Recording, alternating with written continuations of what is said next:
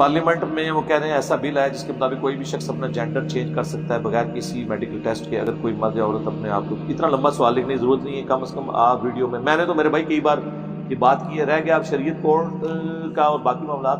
ہمارا تو واضح اسٹانس ہے اس حوالے سے. سورہ النساء کی آیت نمبر 119 ہے وَلَا آمُرَنَّهُمْ فَلَيُغَيِّرُنَّ خَلْقَ اللَّهِ. شیطان نے کہا تھا میں انسانیت کو ابھاروں گا، وہ تیری بنائی ہوئی خلقت کو بدلیں گے. صحیح بخاری میں حدیث ہے ان مردوں پہ لعنت جو عورتوں کی مشابہت اختیار کریں، ان عورتوں پہ لعنت جو مردوں کی مشابہت کریں. دنیا میں کسی مسلمان کا یہ موقف نہیں ہے کہ آپ جو ہے وہ اللہ کی بنائی ہوئی جو اس طرح کا جینڈر ہے اس کو تبدیل کریں. سب اس کو حرام سمجھتے ہیں. پارلیمنٹ میں آیا ہے، پارلیمنٹ میں تو میرے بھائی جو پازیٹیو بل بھی آئے ہیں، اپروو بھی ہوئے ہیں، پریکٹیکل اپلیکیشن آج تک ان کی نہیں ہوئی ہے. نہ یہ اپروو ہونا ہے، اپروو بھی ہو گیا، اس کی اپلیکیشن کوئی بھی نہیں ہونی. آپ بے فکر ہیں، کچھ بھی نہیں ہوتا انشاءاللہ.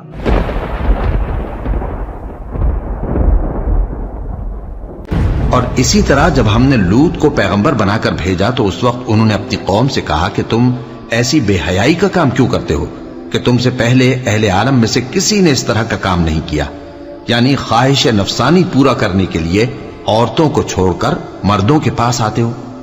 حقیقت یہ ہے کہ تم لوگ حد سے نکل جانے والے ہو.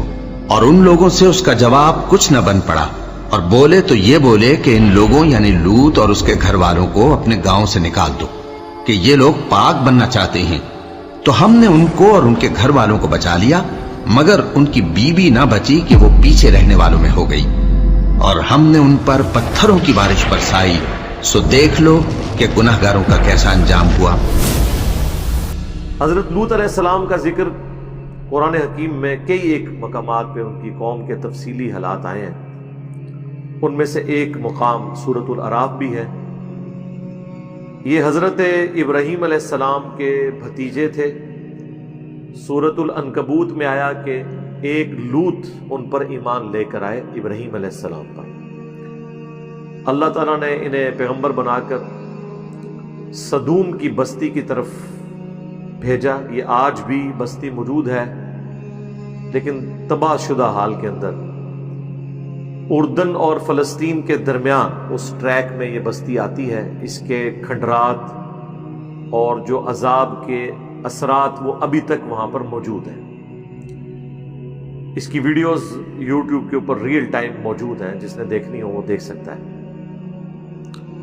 انگلش میں ہم سڈوم، کیونکہ وہ ڈی یوز ہوتا ہے، سوڈومی کی ٹرم اس عمل کے لیے ہے. ہومو سیکچولیٹی بعض لوگ اس کے لیے لواطت قوم لوط کی وجہ سے استعمال کرتے ہیں، بلکہ یہ سارے الفاظ اس کے لیے استعمال ہوتے ہیں. اور اس کا ذکر تورات کے اندر بھی موجود ہے. حضرت لوط علیہ السلام پر صرف ان کی 2 بیٹیاں ایمان لے کر آئیں. ان کی اپنی بیوی بھی کافرہ تھی، وہ بھی قوم کے ساتھ برباد کر دی گئی. کوئی ان پر ایمان نہیں لے کر آیا سوائے 2 بیٹیوں کے. ان کی قوم جو ہے وہ مردوں کے ساتھ بدفعلی کے کبھی گناہ کے اندر مبتلا تھی، جس کی باقیات آج کل آپ کو مدارس میں، بعض کالجز یونیورسٹیز کے ہاسٹلز میں بھی نظر آتی ہیں. اور اس حوالے سے میں کافی دفعہ بول چکا ہوں. آپ کو پتہ ہے جب وہ مفتی عزیز صاحب کی ویڈیو لیک ہوئی تھی، اس کانٹیکسٹ میں بھی قوم لوط کا عمل مدارس کے اندر، یہ آپ یوٹیوب پہ لکھیں، لاکھوں لوگوں نے وہ ویڈیو دیکھی ہے. مسند احمد میں حدیث ہے، مشکات میں بھی یہ ساری احادیث موجود ہیں. آپ کو کتاب النکاح چیپٹر میں یہ احادیث مل جائیں گی اینڈ پہ جا کے، اور کتاب الحدود چیپٹر جو مشکات کا ہے، جس میں گناہوں کی سزا کیا ہے مختلف گناہوں کی، اس کانٹیکسٹ میں بھی آپ کو یہ ساری احادیث مل جائیں گی. پرائمری بکس مسند احمد، جامعہ ترمذی کے اندر تفصیل کے ساتھ یہ احادیث موجود ہیں.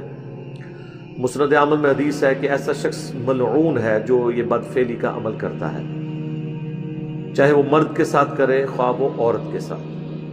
اور جامعہ ترمذی کے اندر حدیث موجود ہے کہ اللہ تعالیٰ ایسے شخص کی طرف نظر رحمت نہیں فرماتا جو مرد کے ساتھ یا کسی عورت کے ساتھ خواہ وہ اس کی بیوی ہو اس طرح کا عمل کرے.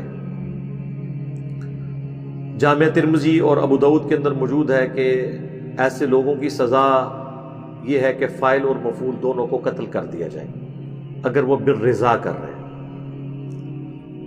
اور اگر ظاہر ہے کہ بالجبر ہوا ہے تو پھر صرف فائل کے ساتھ یہ معاملہ کیا جائے گا۔ ابن عباس کا فتویٰ موجود ہے مصنف ابن ابی شیبہ کے اندر کہ وہ فرمایا کرتے تھے کہ ایسا عمل کرنے والوں کی سزا یہ ہے جو خلفائے راشدین نے بھی مقرر کی کہ اسے اس علاقے کی سب سے اونچی بلڈنگ سے زمین پر پٹخا جائے، مر جائے تو ٹھیک، اور اگر زخمی حالت میں ہو تو پھر پتھر مار مار کر اسے ہلاک کر دیا جائے۔ یہ اس کی سزا ہے۔ کتنی سخت سزا ہے، آپ اندازہ کریں اس عمل کی۔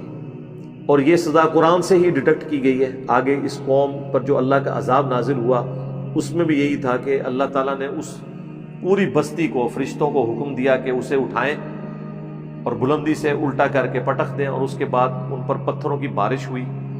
آج بھی سائنٹیفکلی یہ چیز ثابت ہے کہ وہاں پر ایک آتش فشاں پہاڑ پھٹا تھا جس سے لاوا اور پتھر نکلے تھے، جس سے وہ قوم تباہ کر دی گئی۔ ظاہر ہے اس کی سائنٹیفک ریزن تو ہوتی ہے، اللہ تعالیٰ کی طرف سے جو زلزلے کی شکل میں عذاب آتا ہے یا چنگھاڑ کی شکل میں آتا ہے یا تیز ہوا چلنے کی شکل میں آتا ہے، اس کے لیے کوئی نہ کوئی سائنٹیفک ریزن تو ہوتی ہے۔ اللہ تعالیٰ ایکٹیویٹ کرتا ہے ان چیزوں کو۔ بہرحال اس چیز کو مانتے ہیں کہ ایک بستی تھی، آج بھی ان کے جو فاسلز ہیں وہاں پہ موجود ہیں۔ ایون جو لوگ گھروں میں ہیں وہ اوندے منہ اسی طریقے سے پڑے ہوئے ہیں، آج بھی اسی حالت میں وہ پتھر بن کے ہوئے ہیں۔ وہ ساری ویڈیوز اویلیبل ہیں ریئل ٹائم۔ وہ سدوم کی بستی ہے، انگلش میں اس عمل کو سوڈومی کہا جاتا ہے۔ آپ گوگل پہ جا کے لکھیں تو آپ کو وہ قوم سدوم کے بارے میں سب کچھ مل جائے گا، کیونکہ یہ تورات کے اندر بھی اس واقعے کا ذکر موجود تھا۔ لہذا یہ یاد رکھیں، دنیا میں جتنی بھی اخلاقی برائیاں ہیں، ان کے لیے جتنی ٹرمز ہیں وہ الہامی کتابوں سے ہی ڈیوائز کی گئی ہیں، اور جتنی اخلاقی اچھائیاں ہیں ان کے لیے جتنی ٹرمز ہیں وہ بھی الہامی کتابوں سے ڈیٹیکٹ کی گئی ہیں، کیونکہ انسان اخلاقی قوانین نہیں بنا سکتا۔ مرد بنائیں گے تو اپنے حقوق کی بات کریں گی، عورتیں بنائیں گے تو اپنے حقوق کی بات کریں گی۔ اللہ تعالیٰ اخلاقی قوانین خود بناتا ہے، اور یہاں پر بھی اللہ تبارک و تعالیٰ نے اس قوم کا ذکر کیا تاکہ لوگ اس برائی سے بچیں۔ امریکہ کی بعض سٹیٹس کے اندر مرد کی مرد کے ساتھ شادی کو انہوں نے یعنی ایک آئینی شکل، قانونی شکل دے دی ہے، حالانکہ دنیا میں آج بھی اس کام کو ایک برا فعل کے طور پر مانا جاتا ہے اور اس کی آؤٹ پٹ کچھ نہیں ہے، کیونکہ یہ جو تعلق ہے اس کی آؤٹ پٹ اولاد تھی، اور وہ مرد کا مرد کے ساتھ ممکن نہیں ہے۔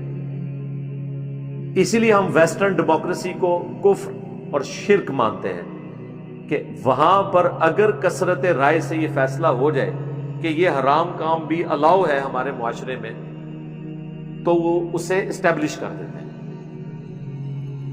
اسی وجہ سے ویسٹرن ڈیموکریسی کو کفر کہا جاتا ہے، جبکہ جس ڈیموکریسی کو ہم جائز سمجھتے ہیں وہ قرآن کی روح سے وَأَمْرُهُمْ شُورَىٰ بَيْنَهُمْ، مسلمانوں کا آپس کا جو معاملہ ہے وہ مشورے سے طے پاتا ہے، کثرت رائے سے حلال کے